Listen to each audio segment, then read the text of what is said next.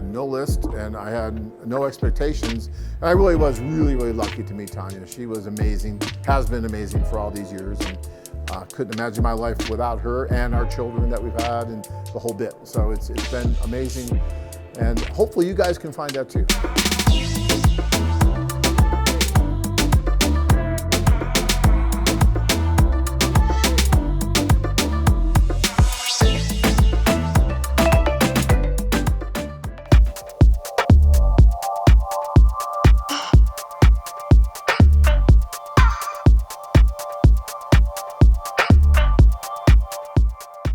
I would not be obsessed with the list. Some guys are like, well, I had this woman on the list, I have to meet her, I have to meet her, I have to meet her. And then he ignores every other woman in the room because just one woman on his list may not be there, or a lot of times he doesn't even recognize her when she is there because women change their appearance amazingly all the time, like chameleons.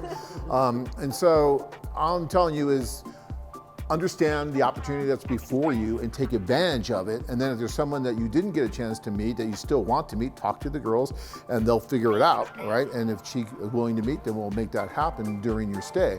But don't get so tied up with that. None of you guys seem to be that way, but sometimes I have guys that are just like, oh my God, I have to. Most of you guys, I've been doing this for 27 years and I will tell you that most of you guys will end up marrying someone that was never on your radar screen to begin with at all, like I did with Tanya. I never knew that she, was gonna even be at that social. And then I looked at her profile, and then I'm like, oh, this is great, because I started reading what she wrote, but I'm not gonna say what she wrote. So, because she just gave me a look. So, yeah. But she did say that she liked to do housekeeping, and I'm not sure that's actually true. But, not everything on that profile. But I do love my wife very much and am blessed that she was gracious enough to choose me. Now she's mad at me. Yes, she won't hear me. Did you have a list when you were? What's that? Did you have a list when you were? Absolutely not. I had no list and I had no expectations. And I really was really lucky to meet Tanya. She was amazing, has been amazing for all these years. And couldn't imagine my life without her and our children that we've had and the whole bit. So it's been amazing. And hopefully you guys can find that too.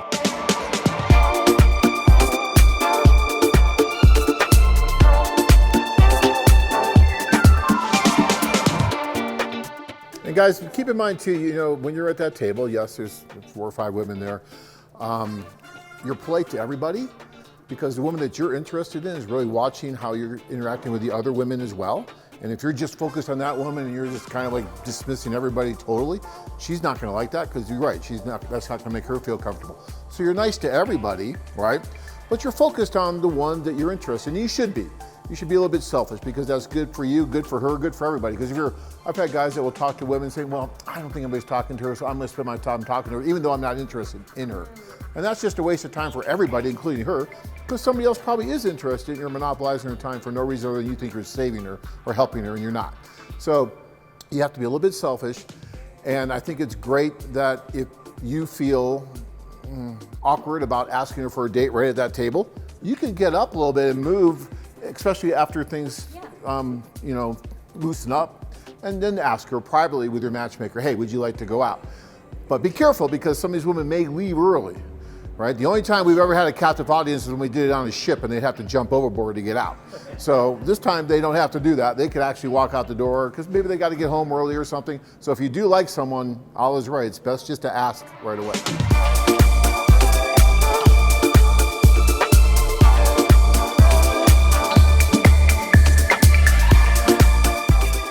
Your mental state is so important at those socials. I can't stress that enough. You guys have been to a social, some of you before, and it's like going on a bunch of mini dates at once, and you may go to a table and you may not have such a great experience at that table, but you have to wipe that from your mind to the next table, because if you carry that with you, then you kind of infect that next opportunity, and you don't want to do that.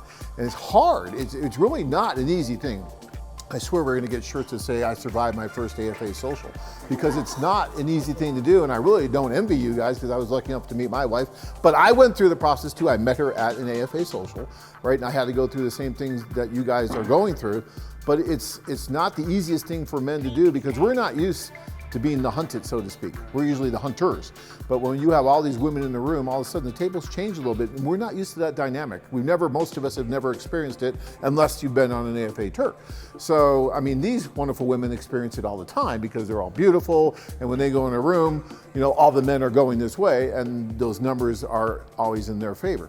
Well, tonight, the numbers are going to be more in your favor, and that is a little disconcerting for some of the men. So try to just knock that out of your mind.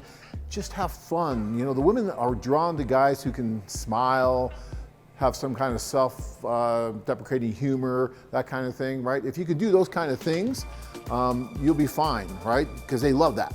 But if you're really uptight, nervous, and how are you? What do you do? And you make this like an interview with a spotlight on, that's no fun for anybody, right? So you gotta have jokes, you gotta just fun. And sometimes with the intercultural joking, it's a little bit difficult because it doesn't go over the right way. And sometimes that can be funny.